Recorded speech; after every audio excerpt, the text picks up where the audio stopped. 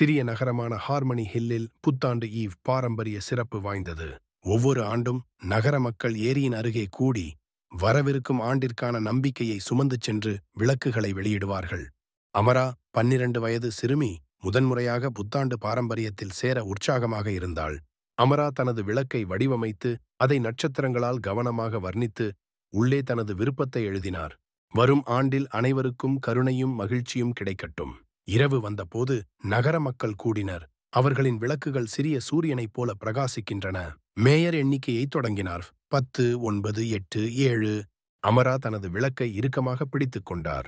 ஆனால் கவுண்டவுன் ஒன்றை எட்டியதும் ஒரு வலுவான காற்று வீசியது. அது அவளுடைய கைகளில் இருந்து விளக்கை தட்டியது. அமராவின் கையில் இருந்த விளக்கு ஏரியில் விழுந்து அதன் வெளிச்சம் வெளியே மின்னியது. மற்ற அனைவரின் விளக்குகளும் வானத்தில் பறப்பதை பார்த்த அமராவின் கண்களில் கண்ணீர் பெருகியது. ஒரு முதியவர், திரு எல்ரிக், அமராவின் விரக்தியை கவனித்தார். கவலைப்படாதே மகளே, உங்கள் ஆசை நிறைவேற விளக்கு தேவையில்லை. ஒரு விஷயத்தை காட்டுகிறேன் என்றார். அவர் அவளை ஏரியின் அமைதியான மூலைக்கு அழைத்துச் சென்றார். அங்கு மின்மினி பூச்சிகள் சிறிய நட்சத்திரங்களைப் போல நடனமாடின. இரக்கமும் மகிழ்ச்சியும் இந்த மின்மினி பூச்சிகளைப் போன்றது என்று அவர் கூறினார். அவர்கள் எந்த காரணமும் இல்லாமல் தங்கள் ஒளியை பரப்புகிறார்கள். சிலவற்றை பகிர்ந்து கொள்வதன் மூலம் நாம் ஏன் தொடங்கக்கூடாது என்று கேட்டார். உத்வேகத்துடன் அமரா அந்த மாலையை திரு எல்ரிக்குடன் கழித்தார். மற்றவர்களுக்கு விளக்குகளை சரி செய்ய உதவினார். குக்கீகளை பகிர்ந்து கொண்டார். தேவைப்படுபவர்களுக்கு ஆறுதல் அளித்தார்.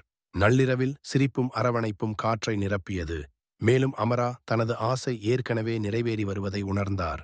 புத்தாண்டின் முதல் சூரிய உதயம் வானத்தை வண்ணமயமாக்கிய போது ஒரு விசித்திரமான ஒளி அமராவின் கண்களை கவர்ந்தது. அவளுடைய விளக்கு இப்போது அடையாளம் தெரியாத ஒருவரால் சரி செய்யப்பட்டு ஏரியின் மீது மெதுவாக மிதந்தது. அதன் ஒளி பிரகாசமாக பிரகாசித்தது.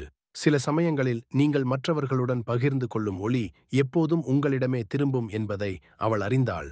கருணையும் தாராள மனப்பான்மையும் மற்றவர்களின் வாழ்க்கையை மட்டுமல்ல, நம்முடைய வாழ்க்கையையும் ஒளிரச் செய்கிறது என்பதை இந்த கதை நமக்கு நினைவூட்டுகிறது. நீங்கள் உலகிற்கு எதை கொடுக்கிறீர்களோ அதை நீங்கள் இறுதியில் பெறுவீர்கள். புத்தாண்டு முழுவதும் உங்களுக்கு அமைதியும் அன்பும் மகிழ்ச்சியும் இருக்கட்டும். இனிய புத்தாண்டு வாழ்த்துக்கள்.